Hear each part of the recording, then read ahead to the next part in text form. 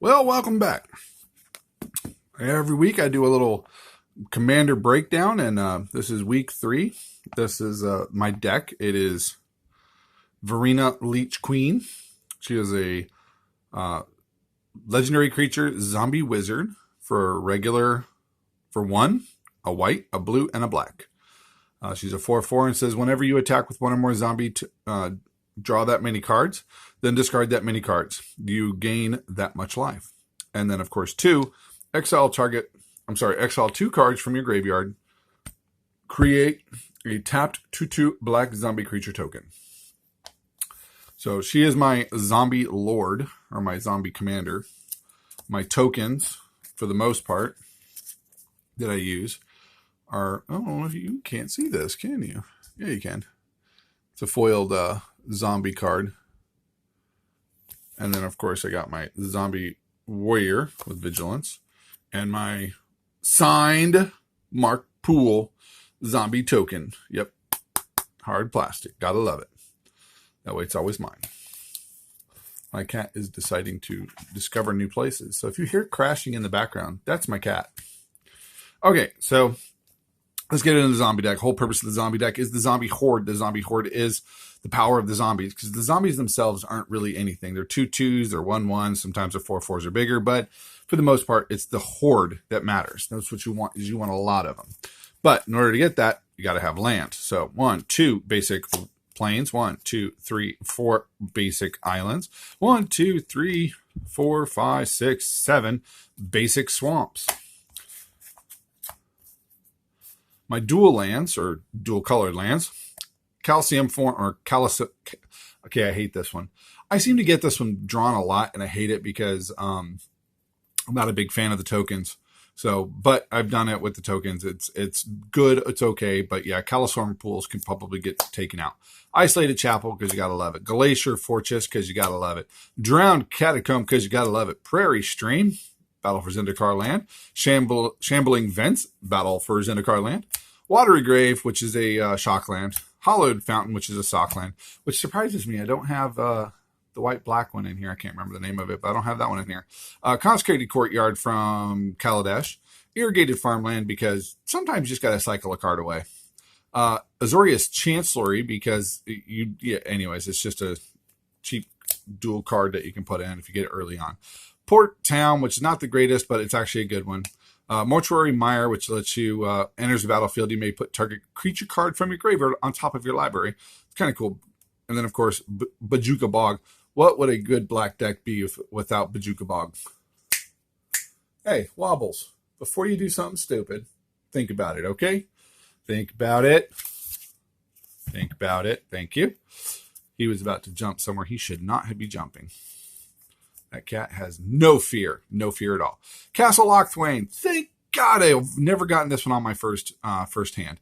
But when I do get it, there's always swamps. So I'm always able to get it out. Anyways, Castle Lochthwain. Cool thing about it is draw a card, then you lose life equal to the number of cards in your hand. But, with this deck, you're going to be at pretty much 1 or 2 every time. And you're playing black, so why do you care about life? Strip Mine. Because why not? Strip Mine. Because you need a strip mine. Sometimes they have a land that you need to get rid of. Strip Mine. Gaia Reach Sanitarium, because sometimes you have no cards in hand and you need cards. That lets you get cards. It's nice. 2 and a tap. Each player draws a card, then discards a card. But if it's an instant, you can cast it and not have to discard it. Vault of Archangel. Creatures you control gain Death Touch and Lifelink until end of turn, which is great when you have a zombie horde and you're able to give them all, Lifelink and Death Touch, and you're going to gain a whole lot of life. This is my Russian version of, I can't remember this name of this card now. It was right on the tip of my tongue. Anyways, he turns into this. Yay! Big 9/7 that has haste and trample and a whole lot of other stuff. And I can't remember the name of it. But yeah, this one's like in 3 of my decks. And this just happens to be my Russian version. Fabled Passage. This is one of my fetch lands. I love it. It's cool. It's fetch land. And then, of course, Field of the Dead, because why would you not have this in a zombie deck? Makes sense, right? Whenever Field of Dead or another land enters the battlefield under your control, if you control 7 or more lands with different names, create a 2/2 black zombie. This has only not worked for me one time. But yeah, it lets you get zombies, which is what the whole purpose of this deck is getting zombies. Anyways, let's get on to the meat and potatoes. The biggest section of this entire collection is the creatures. There's roughly 39, 40 creatures in this deck. Yes, there is a buttload of creatures. You want, with this one, you want the graveyard recursion. You're going to be going through you're going to be discarding into your graveyard anyways. You want creatures in there that you can sometimes bring back. I mean, you're going to be doing this. Oh, and by the way, this episode is brought to you by Jack and Jim. I'm sorry. No, by Coke and Jim. Jack and Jim. Jack and Jim sounds really potent. Coke and Jim, not as potent, just as good.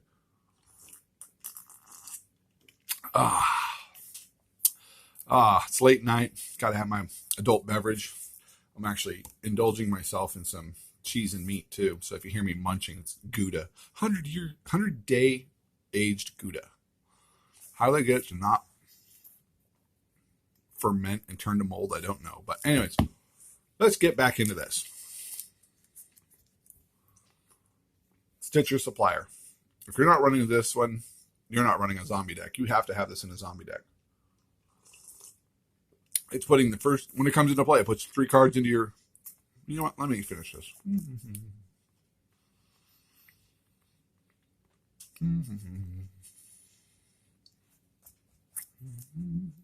Okay.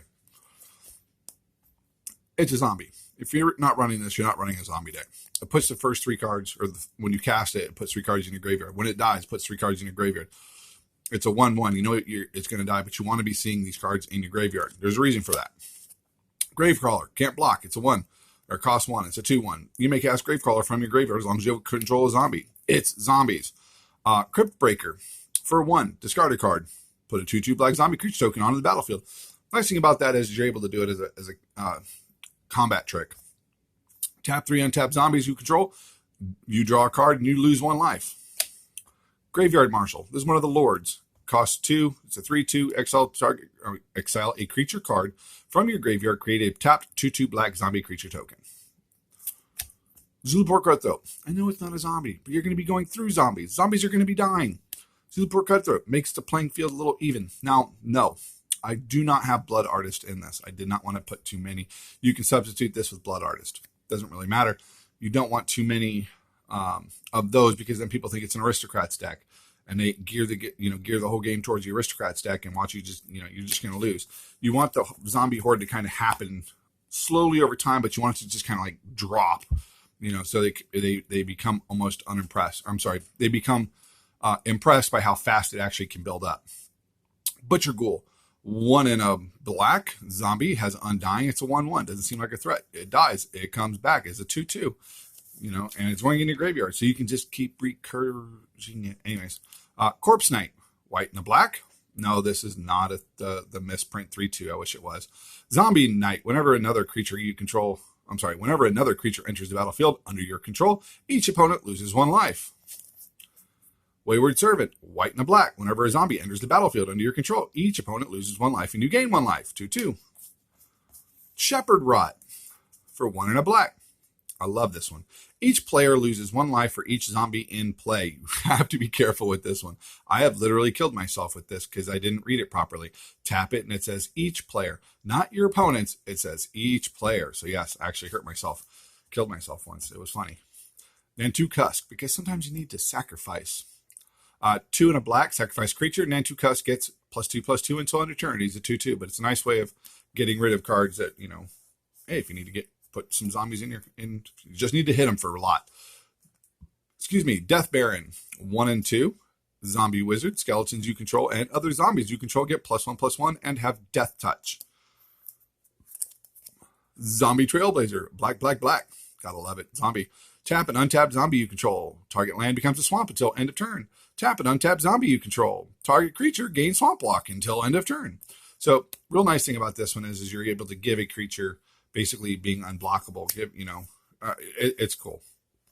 Diagraph Colossus. Speaking of creatures, you want to be unstoppable. 2 and a black, of course, it says Zombie Giant. Diagraph Colossus enters the battlefield with a 1/1 counter on it for each zombie card in your graveyard. You want cards in your graveyard. Whenever you cast a zombie spell, put a 2/2 black zombie creature token onto the battlefield. Isn't that beautiful? That's beautiful. Prized Amalgam. 1, a blue and a black. Now this one's kind of nifty because this one comes back. Whenever a creature enters the battlefield, if it enters from the graveyard or you cast it from your graveyard, return Prized Amalgam from your graveyard to the battlefield tapped at the beginning of the next end step. So this one comes back on its own if you cast another creature from your graveyard. Cemetery Reaper. Other zombie creatures you control get +1/+1. It's a 1 and a black and a black. It says 2 and a black says tap it, exile target creature card from your graveyard, put a 2/2 black zombie creature token onto the battlefield. More graveyard recursion, or at least just getting a whole bunch of zombies out into play. Unbreathing Horde. Yes, this is my foil copy. I love this one. It's so pretty.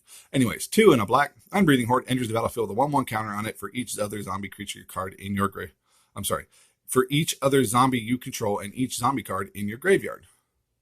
If Unbreathing Horde would be dealt damage, prevent that damage and remove a 1/1 counter from it.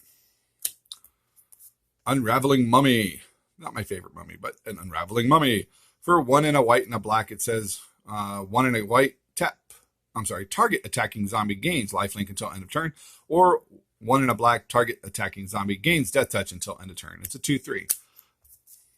It's one of the bigger butted zombies that help your other zombies out. Necromancer's Assistant. Now this is the cheaper version. This is the M15 version of Stitcher's Supplier. The first one, where to go? This one automatically puts 3 in there. It only costs 1. It's a 1/1. This one costs you 3. It's a 3/1. It says when Necromancer's Assistant enters the battlefield, put the top 3 cards of your library into your graveyard. But it doesn't do it when it dies, which makes Stitcher's Supplier the better card in this deck because it's cheaper, it's easier to kill. Well, they're both easy to kill, but you get 6 cards in your graveyard as opposed to only 3. Murderous Rider. Why would you not play this one? Not white. 1 and 2 black. Now it has Swift End, which is an instant adventure for white. I keep saying white. For 1 and 2 black, it says destroy target creature or planeswalker, you lose 2 life, which is great. And then, of course, it has lifelink as a creature when you cast it. When Murderous Rider dies, put it onto the bottom of its owner's library so you're able to get it back at some point. But yeah, zombie, nice. Lord of the Accursed, because it's zombies. Why would you not have this one? 2 and a black creature, zombie. Other zombies you control get +1/+1, and of course it has 1 and a black. Tap all zombies gain menace until end of turn, which is another thing. You really want to kind of have other ways besides just having a horde out there. You want them to have evasion, or like in this case, it's going to be menace, but you want them to have something. Death touch is always great too. 1, a blue and a black. Diagraph Captain, zombie soldier. This one has death touch. Other zombie creatures you control get +1/+1. And whenever another zombie you control dies, target opponent loses 1 life. Great. Midnight Reaper, my foil version. Love that one. Whenever a non-token creature you control dies, Midnight Reaper deals 1 damage to you, and you draw a card. You definitely want to draw cards. Grave Shifter, 3 and a white. It's a shapeshifter, which means it's everything. It's a changeling. It's everything. So it's a zombie too. When Grave Shifter enters the battlefield, you may return target creature card from your graveyard to your hand for 2/2. Yep. Cannon fodder. Vengeful Dead. It's a 3 and a black. Whenever Vengeful Dead or another zombie is put into the graveyard from play, each opponent loses 1 life. Fate Stitcher for 3 and a blue. Zombie Wizard. You may tap or untap another target permanent. And then it has Unearth for 1 blue, which is return this card from your graveyard to play. It gains haste, removed from the game at the end of your turn, or if it would leave play. Unearth only as a sorcery. And then, of course, it's a 1/2. Varissa's Dragger for 3 and a black. Has cycling too, which is cool. And it has Unearth for 1 and a black, and it's a 3/3. So for 4, it's a 3/3. And then, of course, for 2, it's a 3/3. If you do the Unearth, return this card from your graveyard to play. It gains haste, removed from the game at the end of turn if it would leave play. Unearth only as a sorcery. So it's really nice to be able to pull it back out for a big attack. Gisa and Geralf for 2, a black and a blue. Legendary creature, Wizard Warrior. When Gisa and Geralf enter the battlefield, put the top 4 cards of your library into the graveyard. During each of your turns, you may cast a zombie creature card from your graveyard into 4/4. 4/4. Gravedigger. Now I left this one out, Grave Shifter and Gravedigger out just because they are basically the same exact name, except this one is a changeling, this one is just a zombie. It says when Gravedigger enters the battlefield, you may return target creature card from the graveyard to your hand, and it's 2/2. So basically the same exact card, just with a different name, so you're able to have one of each, which is great. Grave Scrambler. You know, I've only done the madness on this once. Most of the time, I really don't do this. I don't know why I have this one in here. It costs 4. Madness for 2. When Grave Scrambler comes into play, if its madness cost is paid, you may return target creature card from your graveyard to your hand. That's why I have it, but I'll be honest with you, I've never paid its madness cost because it hardly ever goes into my hand for to be discarded. It always gets milled from the top of my library to it. So I've never played it with its madness cost. Anyways, Corpse Harvester, 3 and 2 black, zombie wizard, white, a blue, and a tap. Sacrifice a creature, search library for a zombie card and a swamp card, reveal them and put them into your hand, then shuffle your library. You notice this one's getting bigger. This one's 5. This one's a tutor for 2, a repeatable tutor for 2. Plus you get a land card, a ramp. So it's expensive to bring in originally for 5, but after that you can do it like literally every turn. So as long as you have creatures to sacrifice. Arati, the Corrupted, 2, a white, a blue, and a black. Not my favorite wizard, legend wizard. Sacrifice a creature or enchantment, counter target spell. Cost of blue. You do have sacrifice a creature or an enchantment, and it does counter a spell. So that's literally like the only reason why it's in here. I hate it when I have a zombie horde and someone casts a Wrath of God. That just drives me crazy. Seriously, just drives me crazy. Gary, everybody loves Gary, the Gray Merchant of Ashfidel. 3 and 2 black. This is the promo pack version. When Gary comes into the battlefield, and each opponent loses X life, where X is your devotion to black, you gain life equal to the life lost this way. So Gary comes in normally swinging for more than 8. God Eternal Ketra, because why would you not have her in here? 3 and 2 white. She is a god, zombie god, has double strike, and whenever you cast a creature spell, create a 4/4 black zombie warrior creature token with vigilance. So you're casting one, you're getting an extra one. And most of mine are going to be 2/2s, but it gives me at least a 4/4 on the battlefield. So when I cast it, I'm getting 6 power and 6 toughness. That's cool. When a God Eternal Ketra dies, is put into the battle or into exile from the battlefield, you may put it under the owner's library, 3rd from the top, which is kind of cool. It's recursion. So 3/6 for a zombie god.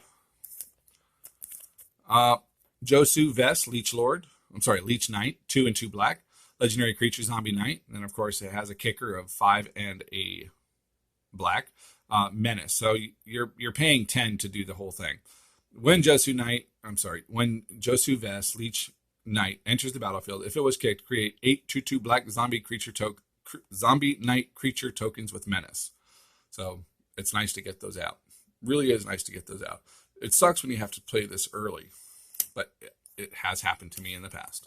And then, of course, Elish Norn, Grand Cenobite, because why would you not put a Praetor in this deck that gives all your creatures +2/+2 and all your enemies +1/+1? Especially when your enemies, most of your creatures are going to be 2/2s. This is going to make them 4/4s. All your, any of your opponents have tokens out in play that are 1/1s. They're all just toast anyway. So that's the creatures. A lot of them, but that's for the majority of the creatures. Now, Mana Rocks, Talisman of Hierarchy, Orzhov Signet, Obelisk of Esper, Chromatic Lantern, Ashnod's Altar, Coat of Arms, and then of course it's a zombie deck, so everything zombie is going to get a boost of each zombie. Vanquisher's Banner, which lets you draw, which I find this is probably the best of the cards right now in the artifacts. This one lets you draw a card every time you cast a creature spell, and since the majority of them, like 90% of them, are zombies, you're getting cards. Gilded Lotus, because why not have more ramp? And then, of course, Bola Citadel. Later in the game, you just kind of want to end it out, so you're going to pay whatever you can just to, get things on the board. I've gotten myself down to literally 5 points of life just so I can end the game. Not caring. I had 5 points. It was great. Okay, enchantments. This is an important part of the deck. You need these enchantments to stick, so hopefully you have a spell or that creature in play that you're able to stop things from taking them out. You want your enchantments to stick. Graph Harvest costs 1. Zombies you control have Menace. This one is such an underseen card. This one is unused, hardly ever. And then, of course, it has 3 and a black exile creature card from your graveyard. Put a 2/2 black zombie creature token on the battlefield. I don't know why this card is not used more. I don't know why this card is not more in price. This card is great in a zombie build. And who doesn't love a good zombie deck? Anyways, Imprison in the Moon. Because when someone casts Emrakul, you want to have an answer. Pure and simple. It's not removing. They have to remove this enchantment before they move any other enchantment. So they're going to try to get this enchantment off. And nice thing is it costs 3. So when they have a creature, or if they have a, where did she go? Or they have a god that's just kicking the living shit out of you. Excuse my language. Kicking the living crap out of you. You can put this on it, and now it's not leaving the battlefield. It's stuck underneath or in the moon. So, there is a good reason to have that. It's kind of it's a nice prison. It's a nice prison. Should use it more often. Endless Ranks of the Dead. This is kind of not a win con, but it's one of those enchantments you definitely wouldn't want to go away. 2 and 2 black at the beginning of your upkeep. Put X 2/2 black zombie creature tokens onto the battlefield, where X is half the number of the zombies you control, rounded down. So if you have 10, it gives you 5. If in every turn, as long as you're not losing too many, zombies, then you will get more zombies. Necromancer's Covenant. 3, a white, and 2 black. This is kind of a one-pop thing. When Necromancer's Covenant comes into play, remove all creature cards in target player's graveyard from the game, then put a 2/2 black zombie creature token into play for each card removed this way. Zombies you control have lifelink. So it's really nice, and you get more zombies, but it's, like I said, it's kind of a one-pop thing. Rooftop Storm. Now, this is my foil version of Rooftop Storm. I love this card, and I specifically put it in this deck because it does exactly what you want it to. It costs you 6, but you may pay 0, rather than pay the mana cost for zombie creature spells you cast. Have we talked about how many cards that we have that are zombies? So yeah, it doesn't cost you anything to cast your zombies now. And this is the card that they're going to definitely want to get off the board as soon as they can. Then lastly, Grave Betrayal, 5 and 2 black. Whenever a creature you don't control dies, return it to the battlefield under your control with an additional +1/+1 counter on it. At the beginning of the next end step, that creature is a black zombie in addition to its other colors and types. So it doesn't matter what they're playing, elves or whatever, you're getting a card, you're getting to put a 1/1 on it, and there it's a zombie, and you're boosting it. Yay, zombies! That's my favorite zombie deck. Stitch Together, 2 black. Return target creature card from your graveyard to your hand. And it has Threshold. Return that card from your graveyard to your battlefield instead if you have 7 or more cards in your graveyard. Diabolic Tutor. We all know what it does. 2 and a 2 black. Search your library for a card. Put that card into your hand. Then shuffle your library. Debt to the Deathless. For X, 2 white, 2 black. Each opponent loses 2 times X life.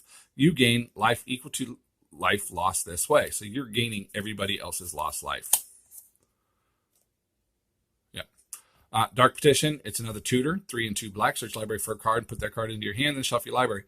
It costs a lot more than Vampiric Tutor, than Grim Tutor, than all the other tutors. I don't care. I like this card.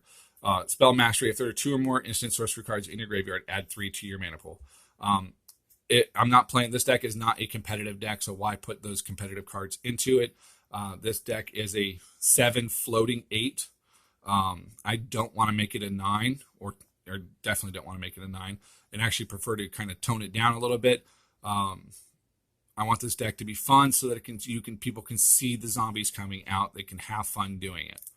If someone, and then of course, Razaketh's Right, 3 and 2 black. It's another tutor. Search library for a card and put that card into your hand and shuffle your library. Costs 1 because if you're landlocked and you can't get lands out and that it's in your first hand, you might as well just cycle it out and get another card. Last but not least, Merciless Eviction. 4, a white and a black. Choose 1, exile all artifacts, exile all creatures, exile all enchantments, exile all planeswalkers. It's a nice little board wipe depending on if you're getting overwhelmed by something. Okay, Dovin's Veto. White and a blue. The spell can't be countered. Counter target non-creature spell. Dismember. 1 and Phyrexian black. Target creature gets -5/-5 until end of turn. Anguished Unmaking. 1, a white, and a black. Exile target non-land permanent. You lose 3 life. Outer End. 2, white, and a black. Exile target non-land permanent. And then, of course, Spell Swindle. I've actually spell swindled somebody doing a Cyclonic Rift, just because I didn't want to lose all my zombies. Counter target spell. Create X colorless treasure artifact tokens, where X is the spell's converted mana cost. They have tap, sacrifice this artifact, add 1 mana of any color to your mana pool. I only put this in there because later in the game, it doesn't really matter if you got enough land out and it's someone else's turn and they're going to go off. You can stop it. I don't want to put a regular counter spell in there. For the most part, I got Dovin's Veto. I don't want to put a regular counter spell just for the main reason of I make bad choices and I will choose the wrong spell to cancel. So if I'm going to tap 5 to cast it, I'm going to make sure it's the right spell. It's going to be expensive. Okay, Liliana's Heretical Healer, 1 and 2 black. This one kind of needs to be in the deck because it works really well. Has lifelink. Whenever another non-token creature you control dies, exile Liliana Heretical Healer, then return it to the battlefield transformed under her owner's control. If you do, put a 2/2 black zombie creature token onto the battlefield. This is a promo card. I got this, not promo, pre-release card. Did get this during one of my pre-releases for the Origins. I was so happy and stoked to get it. The foiling on the back, though, unfortunately, it doesn't show up very well. Liliana's Defiant Necromancer.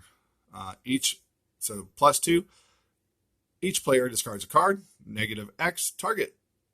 Return target non-legendary creature card with converted mana cost X from your graveyard to the battlefield, which is always fun. And then, of course, -8. You get an emblem with whenever a creature dies, return to the battlefield under your control at the beginning of the next end step. So I've gotten to play her 4 times in one game. It was a lot of fun. And Liliana's Death Majesty, 3 and 2, 2 black, +1. Create 2/2 black zombie creature token and put the top 2 cards of your library into your graveyard. -3. Return target creature card from your graveyard to the battlefield. That creature is a black zombie in addition to its other colors and types. And then, of course, -7. Destroy all non-zombie creatures. It's 5/5. It's great. I'm sorry, it's not 5/5. It's loyalty is 5. I don't know why I turned that upside down. And lastly, whoa, what did I do? Oh no! Oh, ooh, I'm so sorry. Let's see if I can do this. I think I just broke it. Did I just break you? I'm just gonna hold it here. Okay, so the win cons, 2 of the win cons that you're looking for is Army of the Damned. Army of the Damned, 5 and 3 black. Put 13 2/2 black zombie creature tokens onto the battlefield, tap, then flashback for 7 and 3, which is 10. You get to do it all over again. So if you get to do it one turn, you can do it the next turn. And then, of course, Torment of Hailfire. X black and black. Repeat the following process X times. Each opponent loses 3 life unless that player sacrifices a non-land permanent or discards a card. I'm not kidding you, I've cast this and then sacrificed all my zombies to the Ashnon's altar just so that I could cast this. It was beautiful. It was absolutely just miraculously beautiful.